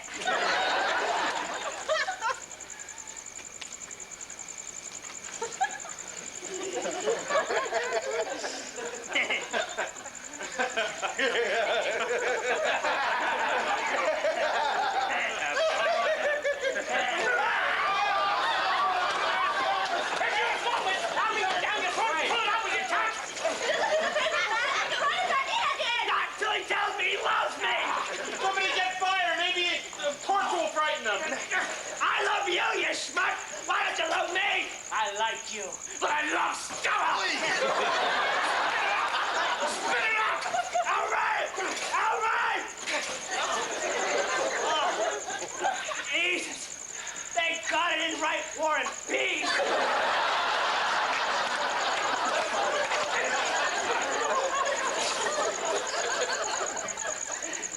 There, I got what I wanted. Now I love you, you bastard. I'm still fighting. No, Val's fight. Okay. Why me? Just for an hour. Everybody got to take a turn. Oh, fine. What about you, Max? Absolutely, I'm fired after this. Everybody except Carol. I'm not firing a pregnant woman. Really? Since when did anyone around here notice I was a woman? Hey, I noticed when you first came in or when you took off your coat. Hey, it took me a couple of minutes, but I noticed. Well, I don't want to be considered a woman. I want to be considered a writer. That's all right with me, but you're gonna have to shave like the rest of us. What are we talking about here? What's wrong with being a woman? My wife's a woman. She's crazy about it. I like you too, Max, but not in here. I can't survive in here as a woman, but as a writer, I can hold my own with anyone. I'm sorry, you have to be a woman. Show needs a woman's point of view. Of everybody here, you come the closest.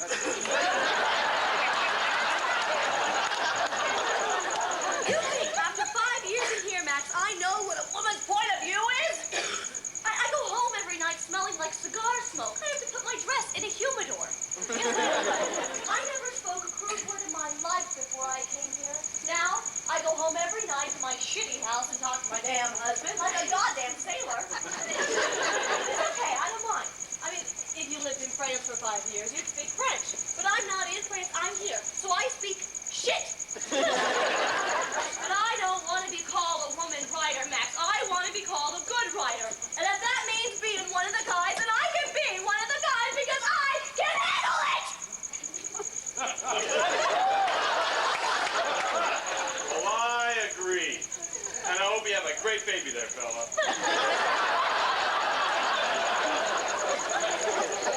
Okay, where were we? Caesar, have the next line.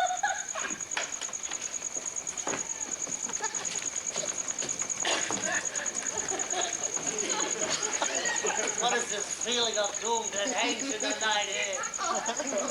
What is this 12-inch kitchen knife doing in my back? Oh, boy, it's hurt. Oh, Faldi, dost thou forgive me, Caesar? Brutus, my brother. I depended on thee. I counted on thee. I could have been a contender. They plunge another dagger into him.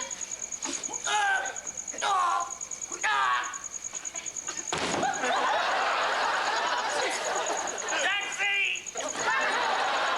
The deed is done. Caesar reigns no more. It stopped raining? your soul, Caesar. Adonde donis latina more quantus bellum nostras damas lastos. Damas Lost against Southern Californians? That's where we stopped writing, Max. Okay, I need a finish. Big finish, something to end the speech. I got it, Max. You get up off the ground. You get on one knee. And you spread your arms out to Rome. And then you sing. Roma! How I love you, my dear old Roma. I give the world to be among the folks in Passaguda, Papolini, Roma. How I love you, my dear old Roma. The folks at home will see me no more till I get to that pasta jar.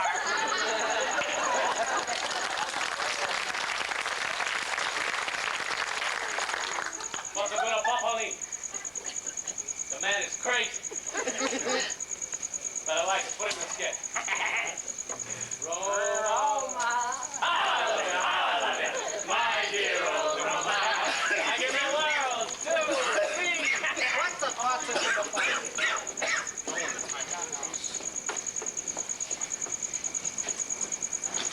When we wrote that week's show and the next week's show and the next 2 months' show, the quality was still there, but the ratings weren't. America wanted comedy closer to their own lives. Julius Caesar wasn't as familiar to them as Kids Named Beaver and Father Knows Best. Well, Max never really had to fire anybody because Brian soon left for Hollywood. There was a definite air of gloom around the office as Max was becoming more and more disoriented. He was in constant negotiations with NBC about the future of the show, and they took a hard line.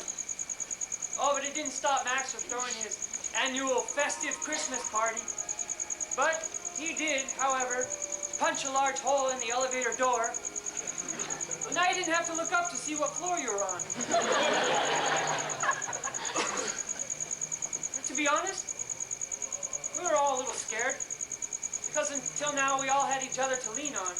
But like little chicks leaving the nest, we'd soon know the fear, the panic, and the courage needed to fly by ourselves.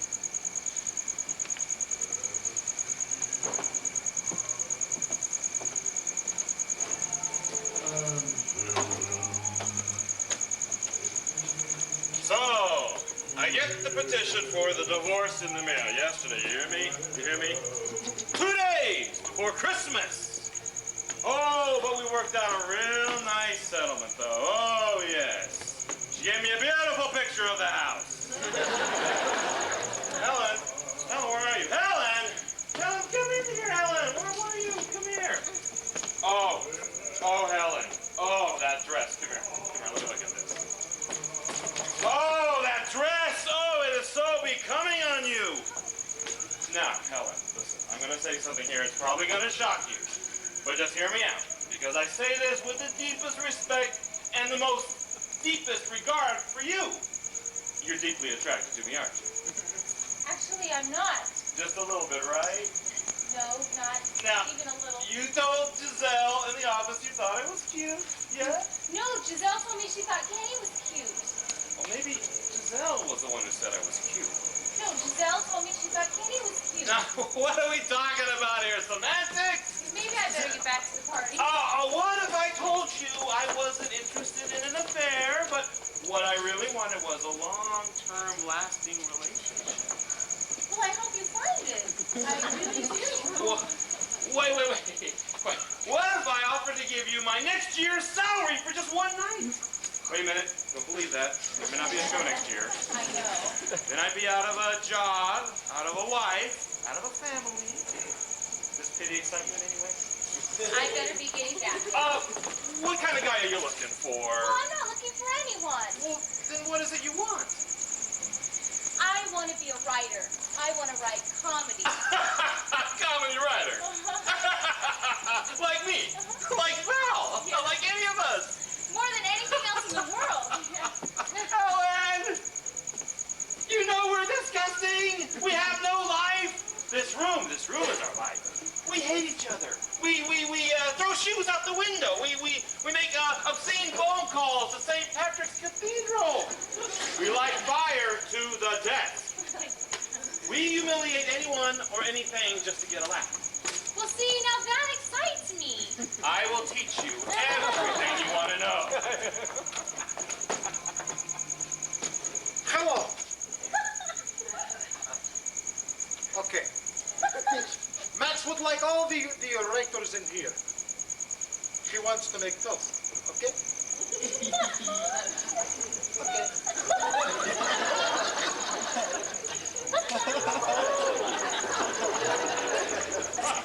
First the Danish, then the bagels. Now we're down to toast. No, I think this was champagne. I think you better rethink this comedy writing thing.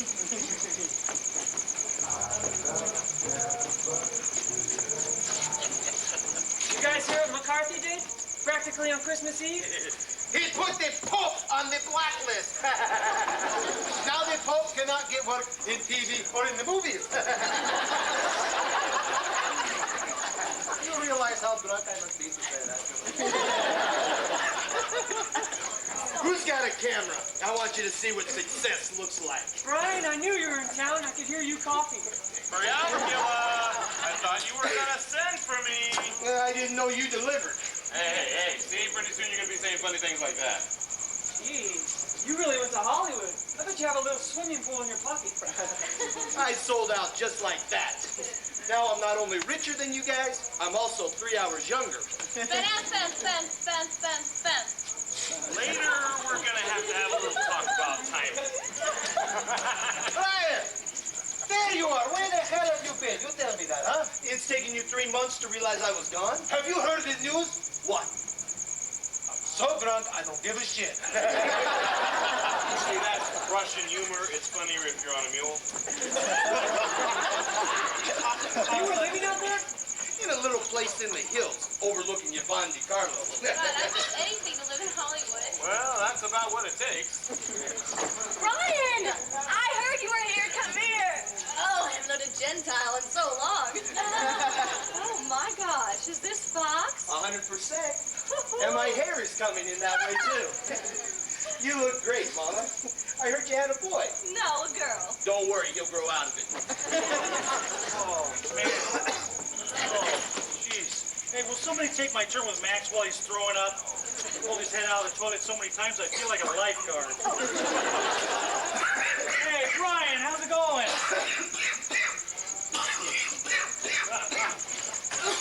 First time I ever heard a pack of camels talk. Max, this is terrible. What have you been drinking, Kenny? Pina colonics. I just ate a roast beef sandwich the size of a Buick. Couldn't you stop him? With what, a harpoon? Hey, keep going, Kenny. You're on a roll. If I was on a roll, Max would eat me too.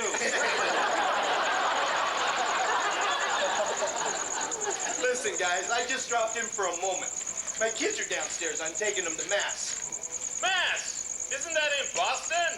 No, they have them in New York, too. Maybe you should write children's stories. I was just on my way to St. John's Hospital. I felt a funny feeling in my back, sort of like a broken spine or something. So wait till you hear this about a Chinese Jew. No, hold on, wait. He's setting us up. No, hold on. Give us a crack at it. Seymour Dragon. Solomon, take out. Charlie Chanstein. Pinkus Ping Pong. Pinkus Ping Pong is good. I like Can I say one? Ooh, I don't know if we're drunk enough to hear this. You understand the rules, don't you? He has to have a Chinese Jewish name. I know, I get it. Go ahead, honey. Who knows? Knock him out. Let's see. Sydney. Can I take back Sydney? Good move, kid. Okay, I got it. Steven. Can I ask you a question, Helen? Steven, is that the Jewish name or the Chinese name? I'm nervous. I don't know any Chinese Jews. Helen, you can't take this long. Writing a joke is not a semi-annual event. Can I try another one? Can I give the girl a name so I can finish this story? Give her a chance, guys. Okay, I got it. Vito Tojo. Vito Tojo? Vito is Italian, Tojo is Japanese. Well, I'm not getting paid to write this stuff. Hey, it's okay, Helen. At least you got the hemispheres right. All right. Come on. There's no name. It's a true story. I'm rushing back past Carnegie Hall, and I see this filthy-looking bum begging on the street. So I slip in $5, and I start to walk away, and suddenly I recognize him. It's Belville from Brooklyn. Went to high school with him. So I said, Belville, it's me, Ira Stone, remember? He says, oh my God, Ira, how are you? What are you doing, kid? I say, I'm writing a big television show for Max Prince. He said, oh, that's great, Ira. Could you use a joke? I say, sure. What's the joke? He said, it's about a Chinese man and a Jewish girl on a honeymoon. Have you heard it? I say, no. He said, too bad. It's a good joke. I can't remember it.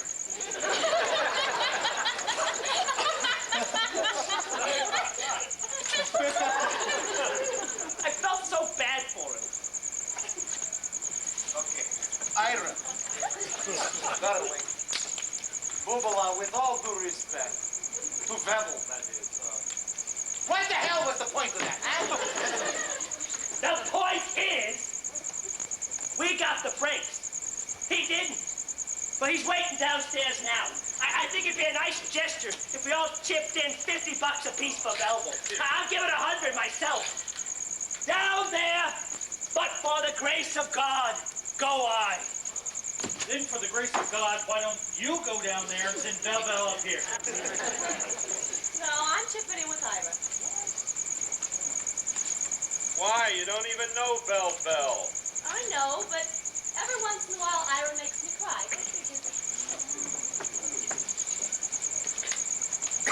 Go figure. Maxie boy, look who's here. Look, it's Brian. Have you seen Brian? I just flew in from the coast to say hello, Max.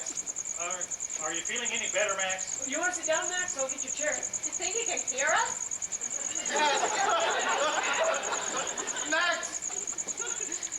Maxie, we are so worried about you. Max, I don't think he can hear me. Please forgive me, I'm a little drunk. Sometimes I don't know how to say things right. Maybe you never noticed. But as drunk as I am, I want to tell each and every person here, I love all of you. Why is that so hard to say? We never said it in my family. We said eat. Eat was love. Potatoes was love. Brisket of beef was a lot of love. But Ira can tell you, I don't say it a lot. He doesn't say it a lot. Screw it, I'm going to say it. I love you, I love you, I love you.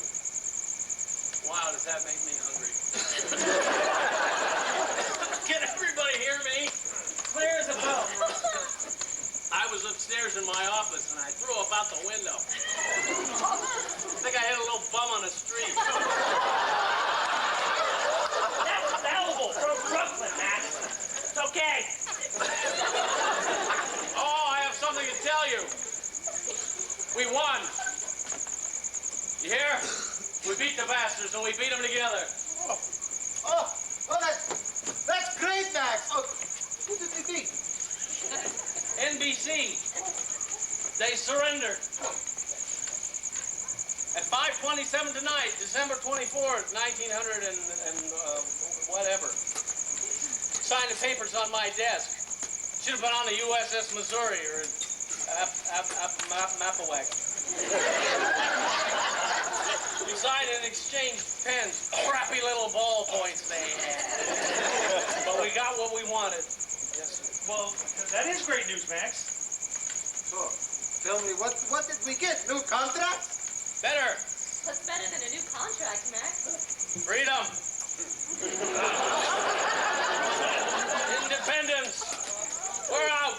We're on our own. From now on, we call the shots. So, we can go to another network? CBS? CBS, damn right. Except CBS doesn't have any airtime next year.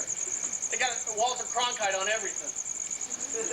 ABC's looking for new shows. There you go, ABC. Except they don't want to do variety. They want sports. What am I going to do, play golf for an hour? Well, there's only 3 networks, Max. Well, there's Channel 5, but they only got 1 camera.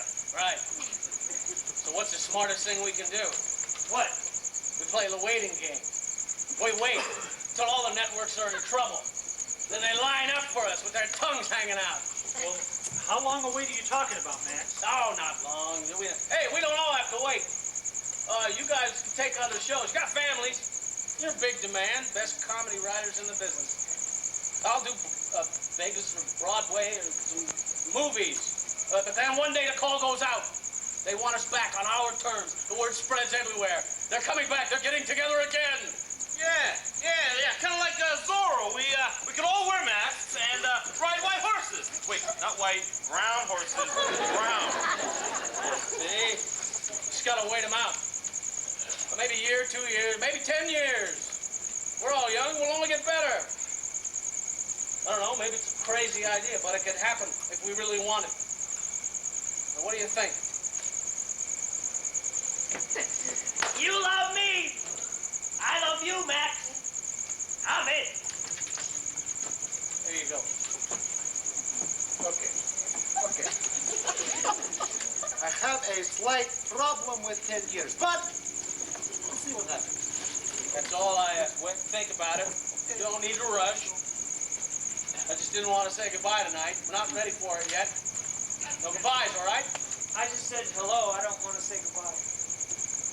They all said Hannibal was crazy when he said he could cross 1,000 miles over the Alps on elephants. He said the elephants are all going to freeze and die. And you want to know what Hannibal said? He said, not if they run all the way.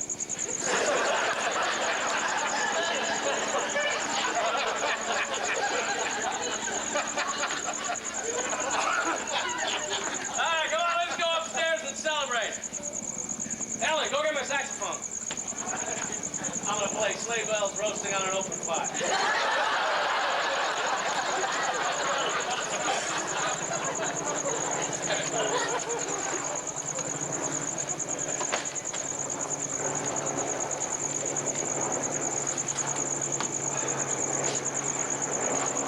I'll give $1,000 for the first one who says something intelligent.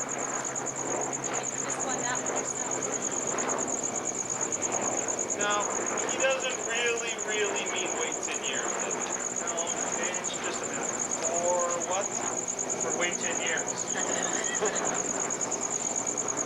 Okay, I don't know what to think. Somebody, please tell me what the hell to think. Max knows it's over. And he knows we know it's over. Only he couldn't say it. Not as himself. That's why he had to become someone else to tell us. Like the way he hides behind the characters on his show. So, who was he just now? Hannibal. Alexander the Great. Maybe Cyclantis, whoever the hell he was. Am I the only one who thinks that Max was, don't hit me for this, astoundingly noble? Noble? You think he was noble? He was Moses, for Christ's sake. The man's a giant. He's Goliath. Or maybe he's Goliath after David hit him in the head with a rock. But there's greatness in him, I swear. He's got so much anger in him, so much pain, so much strength, so much roast beef and potato salad. When he goes down, like he did in here tonight, with such a crash, people fell out of their beds in Belgium. There'll never be another Max Prince because he was an original. I'm telling you guys, just lived through history.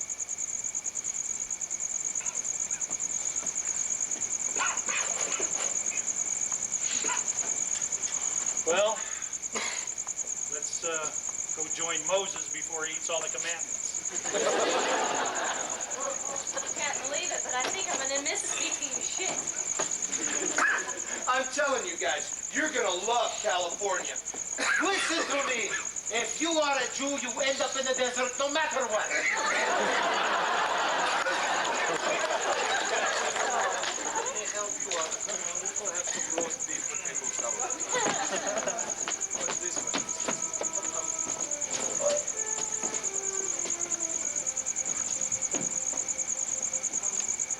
I would have followed Max to the ends of the earth. But the earth went off the air June 1st. And we all went our separate ways. Some up, some down, some struggled, some had more babies. But one, like Brian, died much too young. Oh, Helen went off to law school and God knows what happened to her, but the most wonderful, incredible thing did happen.